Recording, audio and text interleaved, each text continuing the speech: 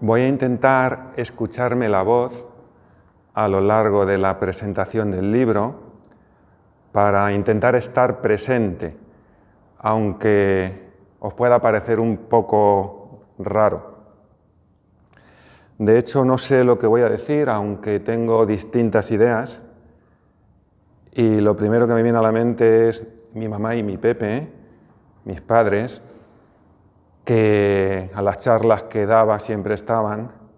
Mi mamá las seguía desde un lugar, entendía lo que decía, y mi padre me seguía desde el amor. Y también entendía lo que decía de esa manera. Cuando escuchaba la música y os iba mirando, me emocionaba, porque gente del colegio, del instituto, familiares, amigos, mi vida. Aquí está representada mi vida. Es un libro espiritual y tuve al principio mis dudas de, bueno, voy a presentar un libro espiritual, ahí tengo amigos que yo no hablo de esto con ellos, pero pudo más el amor. ¿Cómo no voy a invitar a mis amigos a esto? Si esto para mí es como si hubiese tenido un hijo. Y ahora pues recibo ese mismo amor, siento que lo recibo con vuestra presencia. Siempre que daba una charla la empezaba con estas palabras sánscritas, Om Paramat Mane Namah Atha, que significan que se ofrece a mi propio ser todo lo que va a acontecer. Cuando escribía el libro por las mañanas, durante el confinamiento, cuando estuvimos confinados, como las clases eran virtuales, en educación física yo no tenía mucho juego para dar clases virtuales y tuve más tiempo y pude escribir el libro, pues por las mañanas, cuando terminaba del trabajo virtual, encendía una barrita de incienso, decía estas palabras y empezaba a escribir. Esto vino después, porque antes de eso, en la parte dura del confinamiento, no sé si os acordáis que hubo un boom de mensajes de WhatsApp positivos. Estábamos todos, o por lo menos yo, con mucha incertidumbre, con miedo, y como respuesta hubo un boom de WhatsApp positivos, y yo recibí también WhatsApps, y a partir de ahí algún amigo mío me mandó un WhatsApp de lo que pensaba de la pandemia, yo le respondí, y me salió mandar audios a algunas personas con reflexiones que estaba viviendo por aquella época. Cuando llevaba ya, no sé, 20 o 30 audios mandados, uno por día, y en esos audios, como hoy, simplemente me escuchaba la voz y la voz se iba por donde quería, si bien es cierto que había alguna idea, y a partir de esa idea pues la voz se iba. Después de 20 o 30 audios dije, estoy descubriendo cosas con estos audios que estoy compartiendo. Aquí hay material para escribir un libro. Así que me puse, como decía antes por las mañanas, a escribir el libro. El primer boceto que hice fue la presentación, se la pasé a 2 amigos, uno no se la leyó y el otro me dijo que era demasiado rimbombante, que no le había gustado, pero que me animaba. Claro, yo me vine abajo. Pero por aquella época mi madre todavía estaba viva y se lo dije. Le dije, he empezado a escribir un libro, pero no sé, esto yo creo que es muy difícil, que no voy a saber. Y la interna que estaba con mi madre me dijo, hazlo mejor. Y claro, lo hice porque, como veremos más adelante, en realidad lo que me ha movido a escribir el libro no es lo que os estoy diciendo, esas charlas y demás. Hubo algo mucho más potente que ocurrió mucho después, que fue lo que desencadenó estos audios de los que os estoy hablando. Ahí me he dado cuenta, y esto ya es lo primero del mundo de Reticulín, que el futuro afecta al pasado. O sea, no solo lo que hago ahora va a afectar al futuro, sino que cuando uno conecta con algo sincero, se mueve todo para que eso se pueda facilitar. Seguí escribiendo el libro, me apasionaba escribir el libro. Beatriz, mi pareja, me lo iba corrigiendo. Me río porque al principio parecía difícil, pero he tenido una buena maestra. Yo le decía, ¿por qué no me lo haces tú, que lo sabes hacer? Me decía, no. Yo te digo algunas cosas que veo, porque ella es licenciada en hispánicas, en lengua, y veía los fallos que tenía de redacción. Del contenido no se metía, pero la redacción sí. Y a partir de ahí, con lo que ella me decía, a lo mejor el libro tiene 8 o 10 vueltas, pues se iba perfeccionando el estilo. Hasta donde ha llegado. ¿Y qué fue lo que aconteció tiempo después que me ha hecho escribir este libro? Pues en la etapa 12, y ya os adelanto que según iba escribiendo el libro, me vino a la mente, ¿y por qué no haces una metáfora del Tour de Francia con este libro, como distintas etapas que el alma tiene que superar para llegar a la ciudad de la luz, a París, que es la ciudad de la luz? Cuando me vino esa idea, pensé, bueno, un libro espiritual con el Tour de Francia, eso no casa. Pero esa fue una licencia que me permití. Eso lo hice porque me dio la gana, porque me encanta el ciclismo. Pero luego he visto que cuadra. Aparentemente lo hizo por darme esa licencia, pero luego he visto que todo ha estado orquestado y que la ciudad de la luz es París, la ciudad de la luz, es donde termina este recorrido. Y que igual que en el Tour de Francia, en la primera semana hay muchas caídas, este libro en su primera semana puede tener muchas caídas, porque el Tour es el Tour. Los que saben de ciclismo saben de lo que estoy hablando. Este libro no es una novela para leerla cuando a uno le apetezca. Al Tour hay que ir con un cierto rodaje.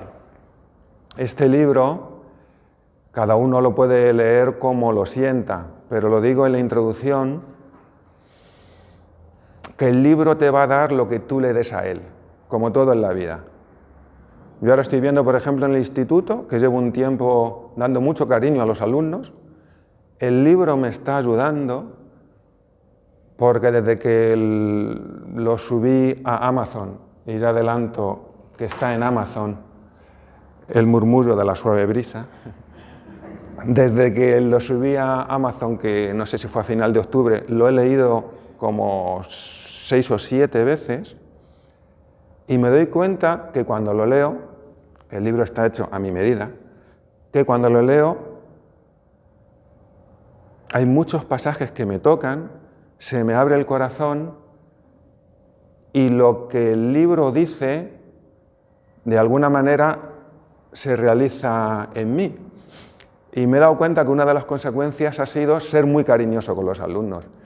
Y estoy disfrutando mucho del instituto. Veo a los chicos muy cariñosos.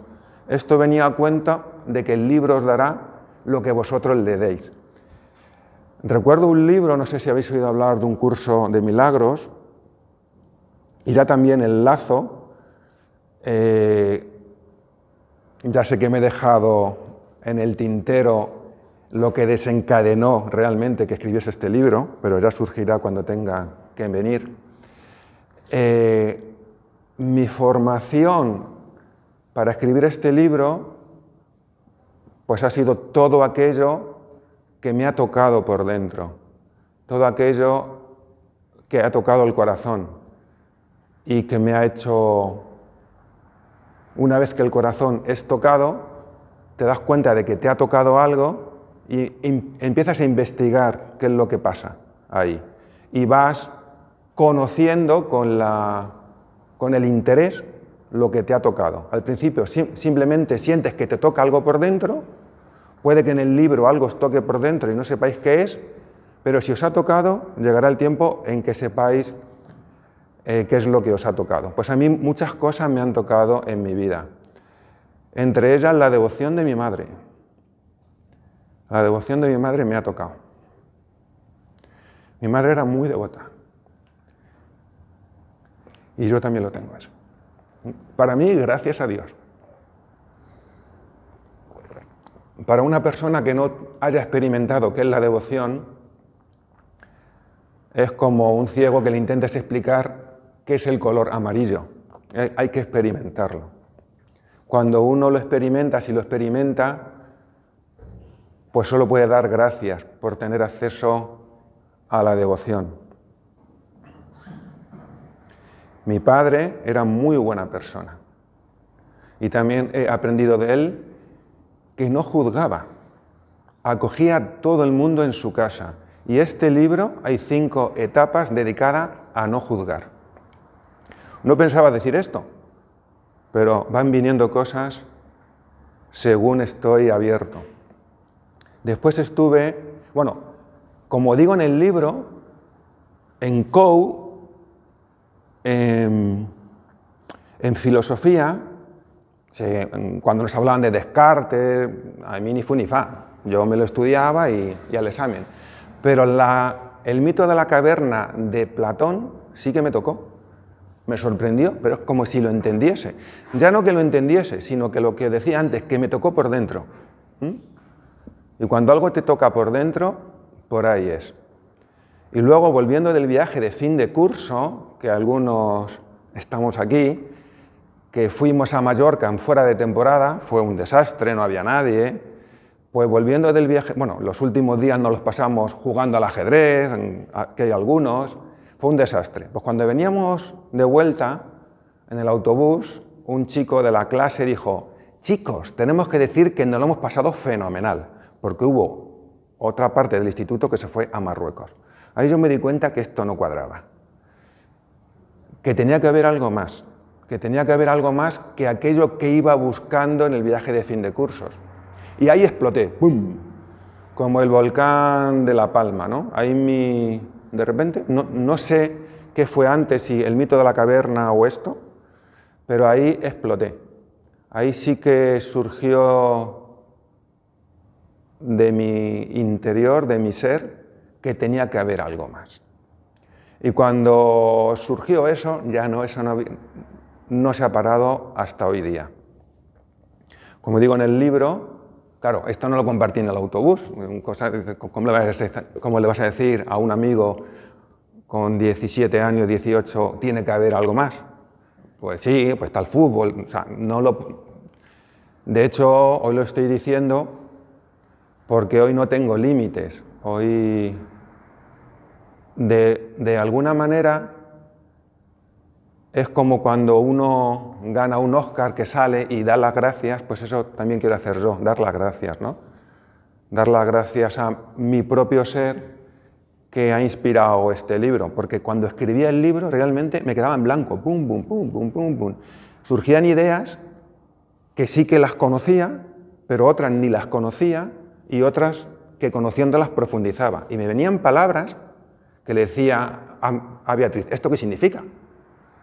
Significa tal, digo, es que me ha venido, y la ponía porque venía a cuento. Alguna no venía a cuento, pero de las que me venían, pero ya estaba ahí para discriminar.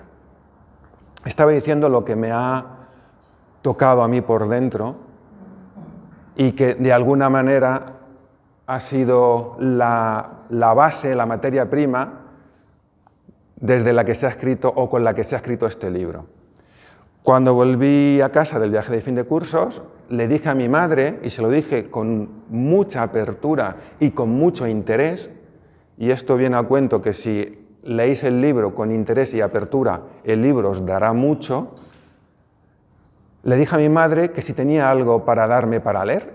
Como ella era de la iglesia, me dio la última revista de la iglesia, esa que la ves y dice Dios es amor y todas esas cosas, que a mí pues como que no me llegaba mucho. Pero como yo estaba abierto, no me quedé con mis ideas de esto que es, sino que lo miré. Y había un artículo de Anthony de Melo, y aquí veo algún compañero que sé que le gusta mucho a Anthony de Melo, y empecé a leer lo que decía del artículo y hablaba de palabras como presencia, desapego, libertad, que no las había escuchado nunca en ese contexto y que me resultaban familiares. Cuando algo te toca por dentro, te resulta familiar. Y empecé con Anthony de Melo. Luego empecé a hacer algunos cursos con religiosos. Luego estuve en una escuela de filosofía Advaita Vedanta, donde aquí hay gente que también ha ido, que estuve 12 años. Ahí me iniciaron como al resto de personas que van en la meditación con un mantra trascendental. También hablo de la meditación.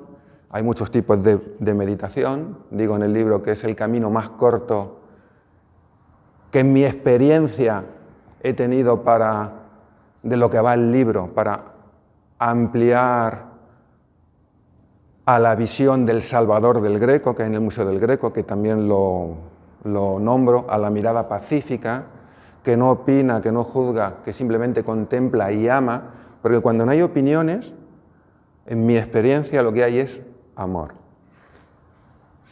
Pues no sé de lo que estaba hablando, pero no pasa nada, porque lo que cuenta es la presencia. Cuando uno está en presencia, uno está conectado. Y cuando uno está conectado, uno se nutre de esa conexión. Y me diréis, ¿de qué me estás hablando? ¿De qué conexión me estás hablando? Cuando uno está en amor, está conectado. En esta escuela de la que os estaba hablando, cuando llevábamos 2 trimestres, nos ponían un jarrón de flores, nos ponían al grupo, a que sintiésemos esa presencia. Ahí, a observar las flores, a que sintiésemos esa presencia. Hasta que de repente uno decía, ¡ah! Lo he sentido esa presencia, esa belleza. Y yo me quedaba así. Yo estaba intentando llegar a la presencia, intentando llegar al murmullo de la suave brisa, de la manera en la que me había acercado siempre a todo, que es pensando, desde la lógica. A ver, hacía esfuerzos. Tardé 3 o 4 días, 3 o 4 sesiones, hasta que de repente me rendí, mi cabeza dejó de pensar y de repente sentí lo que algunos compañeros míos habían sentido antes. Entré en presencia. Yo podría intentar decir que es la presencia, pero hasta que uno no lo experimente, no lo saboree, hasta que un ciego no vea, no sabe lo que es el color. Estoy intentando, cuando me doy cuenta, escucharme la voz, porque al estar consciente, estoy en presencia.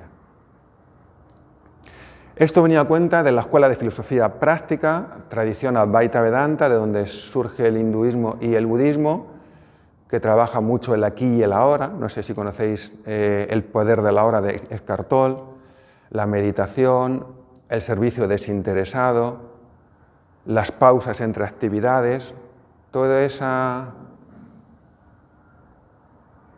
estilo de vida y prácticas las aprendí ahí y en el libro quedan reflejadas e intento practicarlas en el día a día.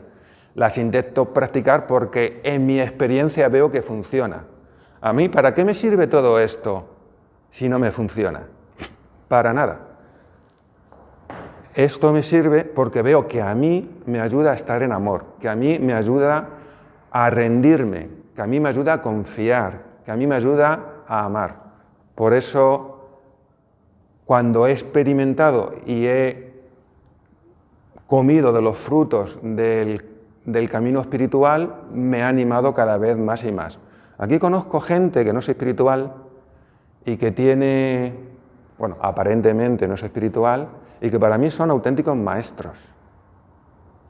Pero yo necesito el camino espiritual.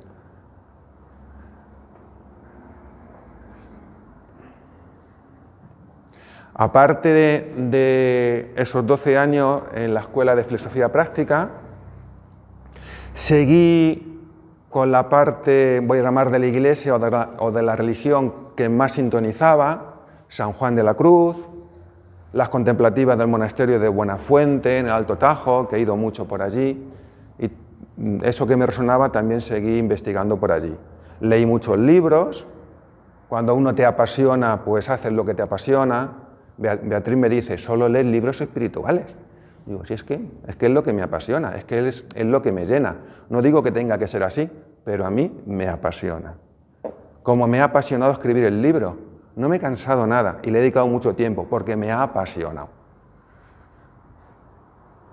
Luego también estuve en un sitio que suena un poco raro, Buddha Factory, pero también me fue muy útil porque me ayudó a observar a la mente, me ayudó a dar un pasito para atrás y ver por dónde mi mente se iba, cómo la mente empieza a darle vueltas a las cosas. Pues todo ese tiempo que estuve ahí también me ayudó a eso, a observar a la mente y a no creerme lo que la cabeza me dice. Y también en una asociación que hay aquí, ISA, en Toledo, en la Plaza de los Vecinos, que hace muchas actividades por si queréis ir, también hemos estado estudiando un libro que se llama Un curso de milagros, que básicamente de lo que habla es de perdonar, que en gran medida el libro va de eso, pero no perdonar al otro porque le veo culpable, pero le perdono porque quiero perdonarle, aunque le veo culpable, no, sino perdonar mi mirada inquisidora que le culpa. He meditado, he practicado la aceptación, he practicado el karma yoga, que hablo ahí de él, pero creo que he oído hablar del mindfulness y lo he intentado practicar, pero creo que el perdón del curso de milagros es una actividad, por lo menos para mí, muy necesaria y muy accesible, para aquietar mi mente, dejar de juzgar, dejar de separarme de aquello que juzgo, y si no me separo de aquello que juzgo, estoy en unión y estoy en amor. Y como todos hemos experimentado, cuando uno está en paz y en amor, el resto pierde su gracia y su valor. Otra vez me he ido, aparentemente me he ido, pero sigo aquí en presencia, escucho los sonidos, sigo escuchando los sonidos, os veo. Y el curso de milagros, ese libro que os estaba diciendo, que yo la primera vez que oí hablar de él fue en El poder de la hora, que hablaba de un curso de milagros. Yo pensaba que era un curso que se hacía en Estados Unidos y no es un libro, es un tocho así, que cuando ya me di cuenta que es un libro, fui a Madrid, a Ecocentro, cuando no había tiendas en Toledo donde lo vendiesen, y lo vi el libro, que era así de gordo. Digo, uff, bueno, digo, esto ahora no. Pero sabía que me lo leería algún día. 10 años después me lo compré, pero dije, no, todavía no, pero sabía que me lo leería. Y después de hacer el Camino de Santiago me lo leí, pero estaba preparado para leerlo. Eso viene a colación con el libro. Leerlo si queréis, cuando queráis. Pero como decía antes, este libro os va a dar en la medida en que le deis. Digo en el libro que no se lea más de un capítulo al día. Yo os animo a que lo leáis cuando sintáis que es el momento. El libro, como metáfora del Tour de Francia, el libro empieza porque el libro empieza, ahora me he dado cuenta que no he dicho todavía qué es lo que desencadenó este libro. Os dije antes que hubo algo posterior a los audios que compartía, que fue el detonante. Y fue que, estando en la sala de urgencias con mi madre, en pleno COVID, en un ambiente muy duro, los que habéis estado en los boxes de urgencias sabéis a lo que me refiero, y con el COVID más, pues yo no sabía si mi madre saldría de esa, porque estaba ya muy tocada. Esto fue en diciembre. Antes de eso fui a ver al médico de mi madre, que está aquí, y me dijo que tenía que ir a urgencias. Y dije, supongo que muchos sabréis lo que significa ir a urgencias cuando alguien está mal, ¿no? Es muy duro. Pues estando ahí en la sala de urgencias, al final, milagrosamente, conseguí entrar a los boxes cuando estaba totalmente prohibido, pero de estas cosas que te ves dentro, con gente que no sabe si estás contagiada o no. La enfermera me dice que es zona COVID, yo le digo a mi madre que si quería que me quedase, me dijo que sí, y me quedé. Y ahí, como no sabía si la volvería a ver más, pues le hablé del tránsito. Le intenté hablar del tránsito. Ella tenía una cara inexpresiva y no sabía muy bien si me seguía, si tenía miedo o no, pero yo sentí mucho miedo. Yo sentí mucho miedo a la muerte. Y me di cuenta que no estaba preparado para la muerte. Claro, ahí la muerte se mascaba en el ambiente. No es lo mismo hablar de la muerte aquí, de la muerte allí cuando la estás viendo, que estaba en el ambiente. Y yo le intenté hablar a mi madre del tránsito, pero como digo en el libro, mis palabras me resultaban un poco teóricas, ¿no? Porque estaba con miedo. Pero hubo algo que sí le dije que fue verdadero, y es que quería dejar de juzgar, que sabía que todo el mundo era inocente, porque eso sí que lo sabía, y que quería dejar de juzgar. Y eso fue verdadero porque se lo dije llorando. Y eso, tengo la sensación de es lo que ha movido todo, para que pudiese escribir un libro que ha sido el medio que mi interés ha tenido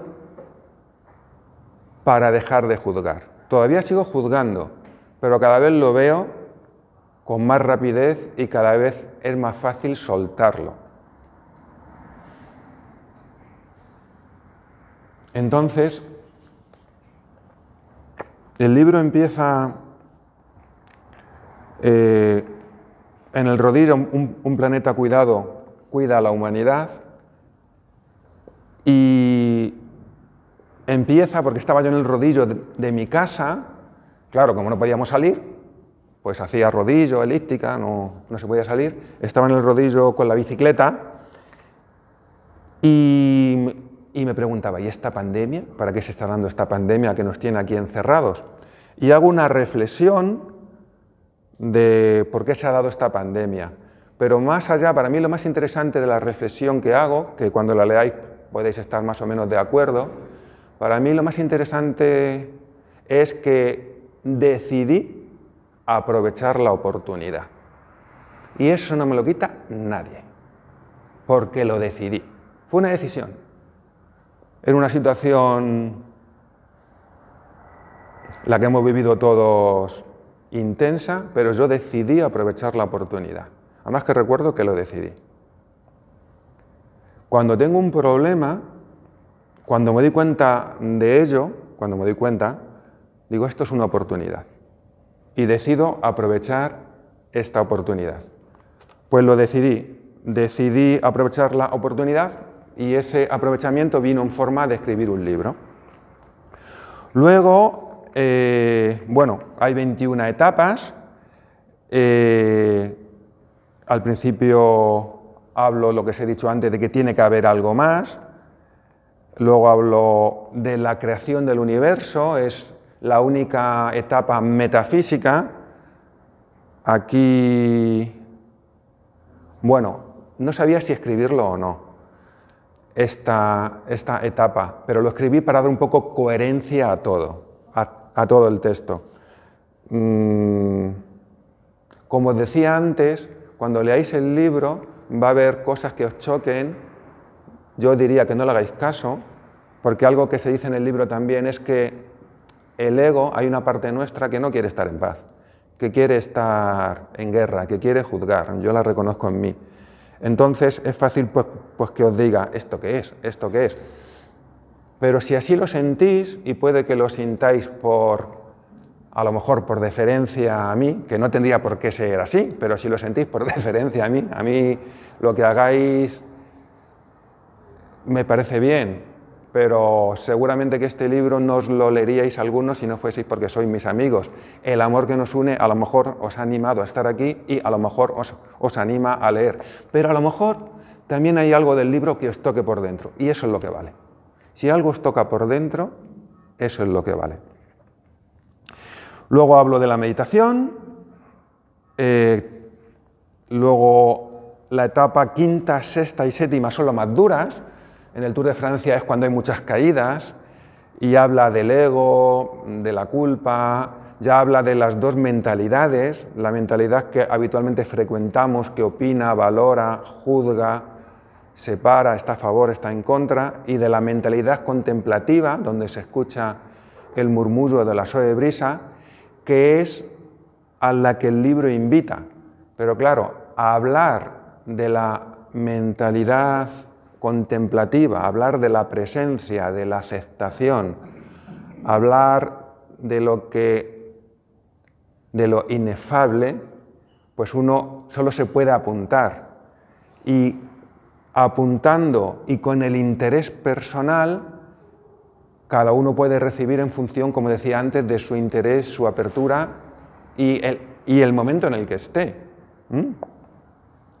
Entonces, esas etapas, cuando las paséis, vais a llegar a la etapa de descanso.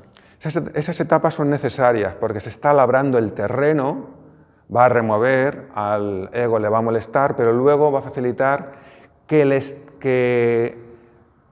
el resto del libro se entienda.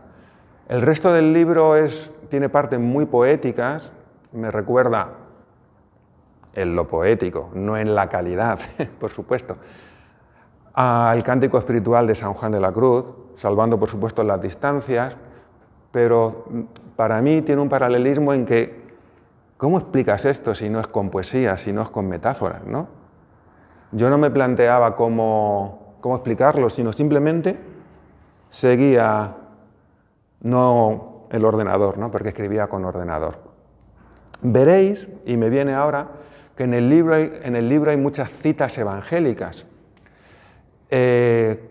Como decía antes, de lo que me he nutrido más no es de la Iglesia ortodoxa, de lo que los curas suelen decir en las iglesias, pero según iba escribiendo, reconocía, esto lo dice este Evangelio, y lo ponía, esto lo dice este Evangelio, y lo ponía. O sea, reconocía, si a lo mejor hay 30 citas del Evangelio, no pensaba en la cita y luego escribía, sino que escribía y decía, anda, si esto ya está, si esto ya está, si esto ya está.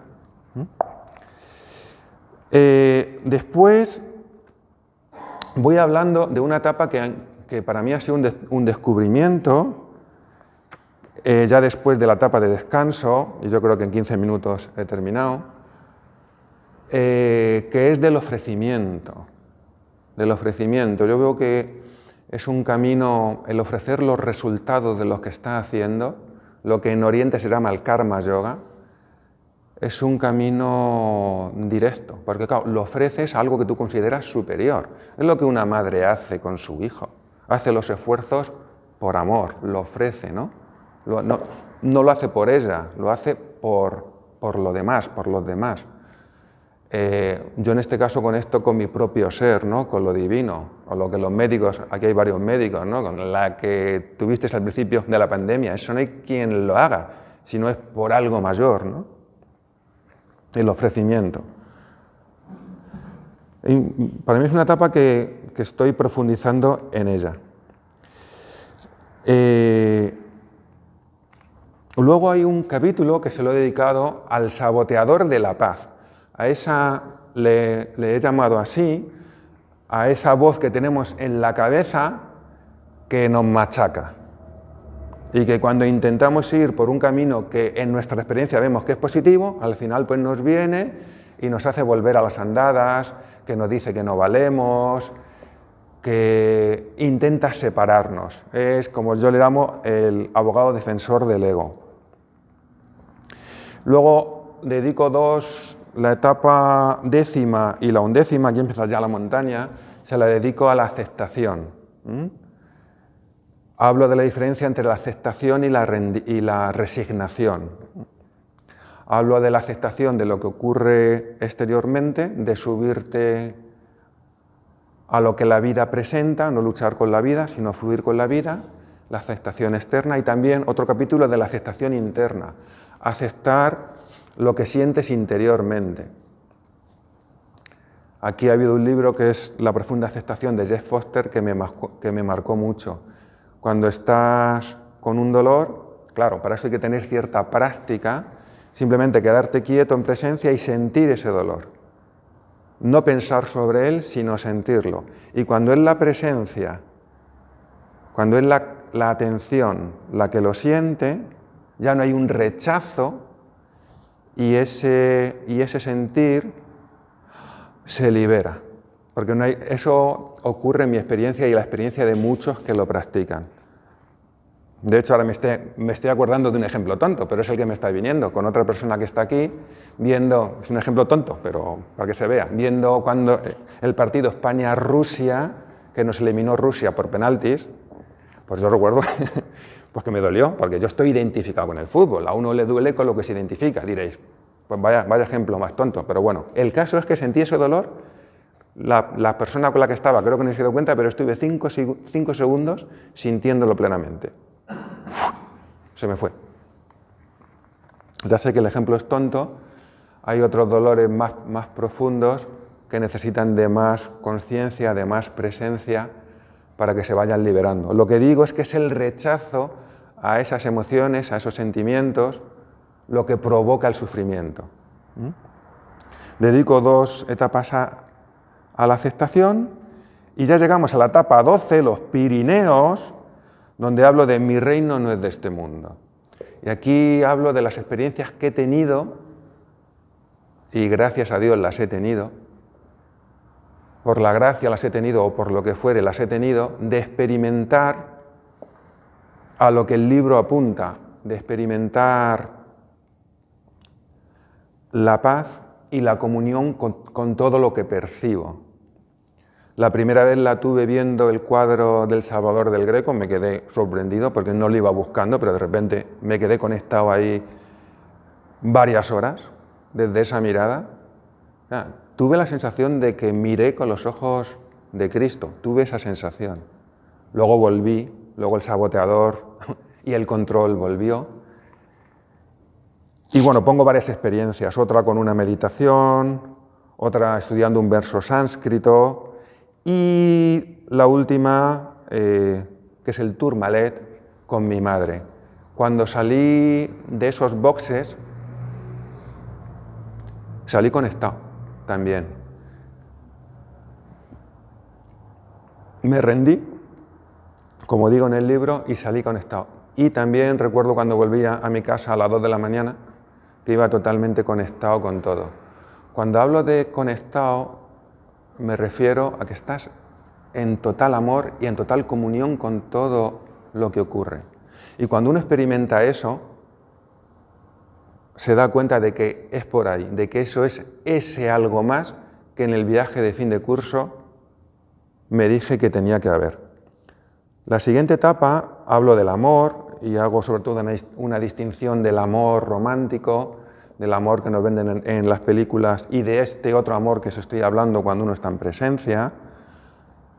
Un amor intermedio es el amor de los amigos, de la familia. Dedico un capítulo a la creatividad porque, claro, me he dado cuenta que cuando uno está creando, uno está en presencia y uno se sale de su mentalidad y entra en una mentalidad mayor y claro, eso apasiona y uno se expande con esa mente creativa y uno simplemente es el instrumento. Yo tengo claro que simplemente he sido el instrumento que ha permitido que este libro se escriba. Realmente el instrumento fue mi intención de quiero dejar de juzgar. Yo tengo la sensación de que eso movió todo. Después hay una etapa que la llamo el día malo del Tour. Aquí pongo muchos ejemplos de ciclismo y creo que es una etapa accesible. Todos tenemos nuestros días malos del Tour. Aquí hablo de Perico Delgado, bueno, está bonita, está curiosa. La primera vez que tomé conciencia de esto, no lo pensaba leer, pero fue a raíz de una pregunta que tras ganar el Tour del 88 le hicieron a Perico Delgado.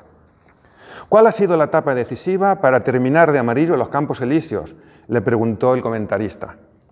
La etapa clave, respondió,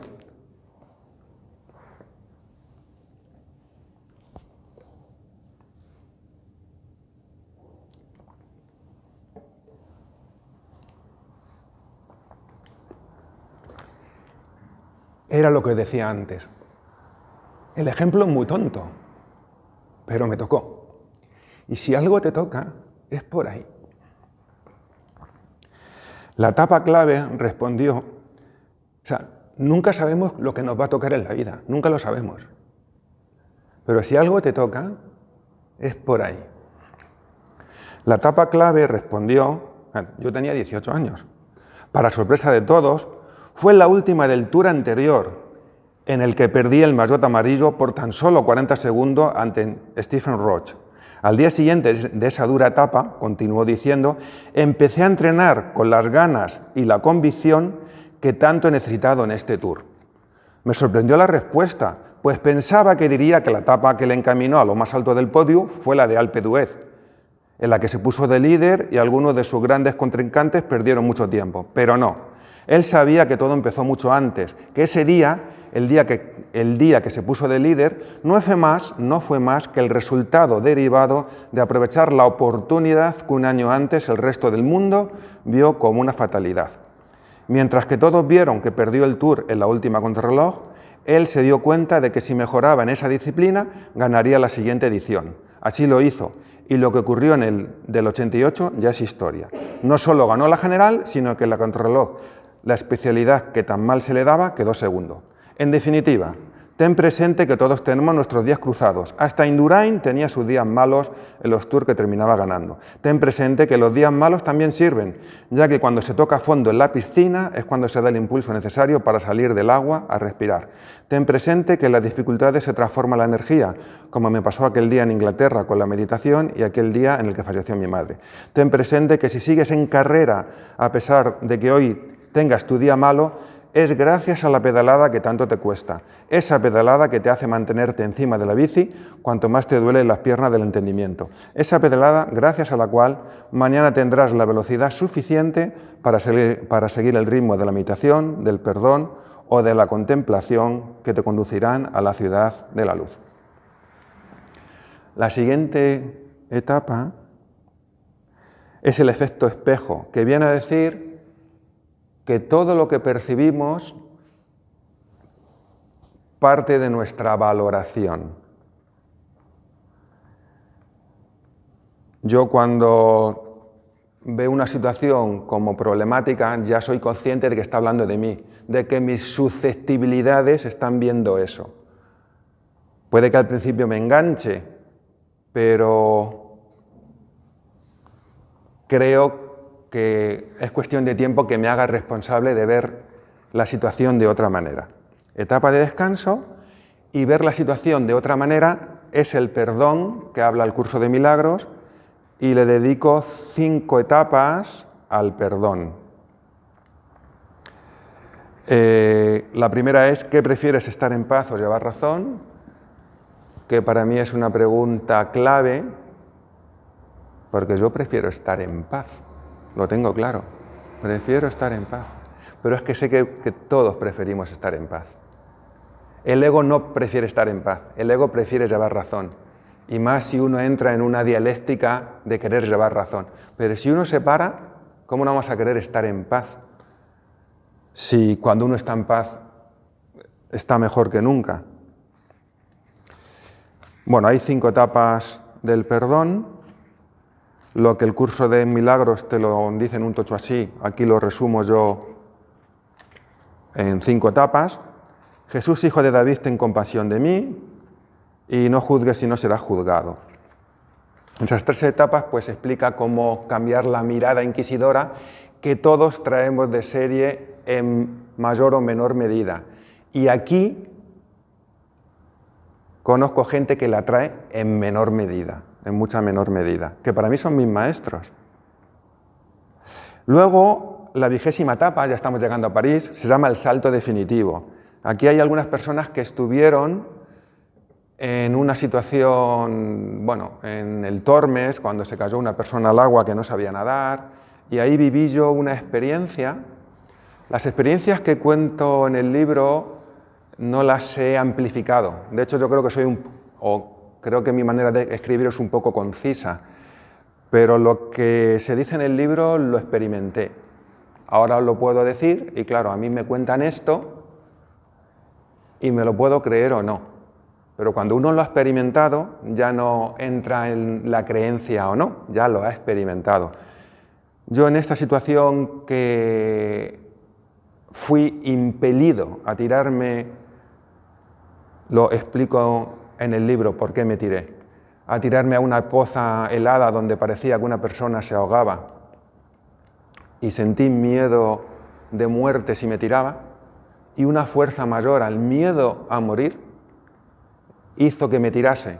Digo que hizo que me tirase porque mi voluntad personal no entró en acción, entró 0. Pero una fuerza mayor, que digo aquí cuál es, o 2 fuerzas, que digo cuáles son, me animaron o me empujaron. Pero claro, cuando conecté con esas fuerzas, el miedo a la muerte, que era real, y los que allí estabais sabéis de lo que estoy hablando, se esfumó. Si el miedo a la muerte era, voy a decir, del 90 y pico %, pues se quedó en 0%. Y en lugar de miedo hubo paz y amor. 100% de paz, 100% de amor. Me tiré y fue la primera...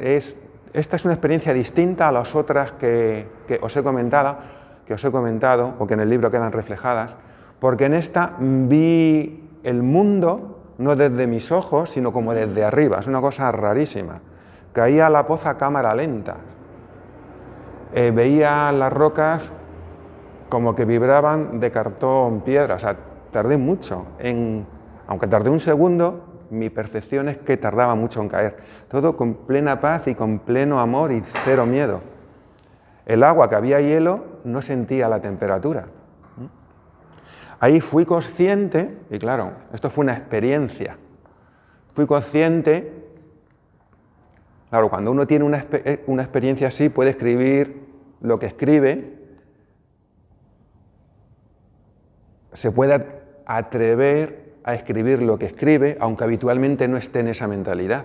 Yo no he vuelto a estar en esa mentalidad, pero ahí sí estuve. Y ahí vi que este mundo físico es un mundo de vibraciones ilusorio, porque tuve la gracia de verlo desde arriba. Ahora vas y lo cascas. Pero yo eso lo experimenté. Y por eso espero tener acceso a eso cuando tenga miedo a la muerte, ¿no? Y termina la última etapa, que es una cita con la que también presento el libro, una cita de Marco Aurelio. ¿Cómo va el timonel de tu alma con su tarea? Porque ahí reside todo, el resto son vapores y huesos muertos. Esa cita me tocó también, ¿no?, cuando la escuché en la escuela de filosofía. Y termina el libro con esa cita, y es una invitación a empezar el libro práctico. Este es el libro teórico, y el libro práctico empieza en la última etapa con lo que a cada uno le ha tocado.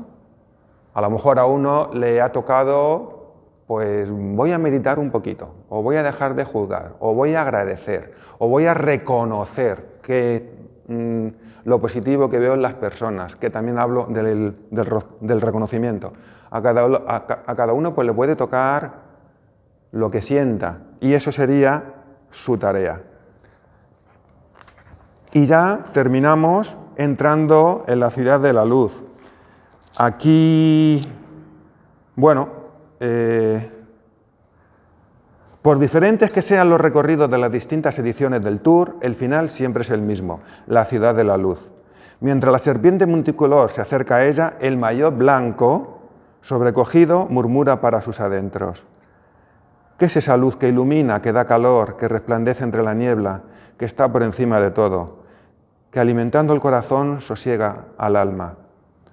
Oh albor de oro plateado que siempre estás ahí mostrando el camino, permíteme recordar y ver el mundo desde tus alturas, permíteme mecerme en tu sereno y profundo amor, permíteme secar mis lágrimas y sacudir mis miedos bajo tu resplandor.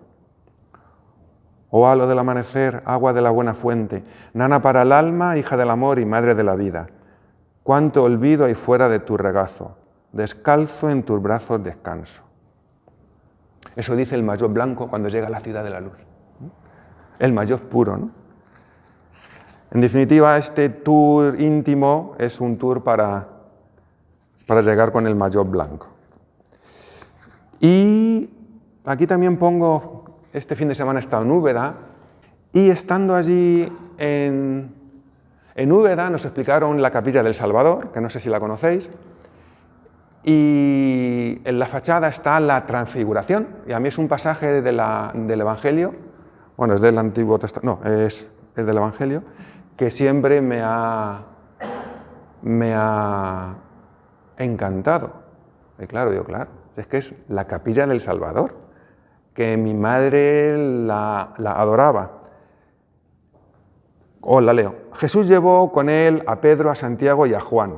Los condujo a un monte alto y se transfiguró ante ellos. Sus vestidos se volvieron tan deslumbrantes y blancos que ningún batanero en la tierra puede dejarlos así. Entonces se les aparecieron Elías y Moisés, que conversaban con Jesús.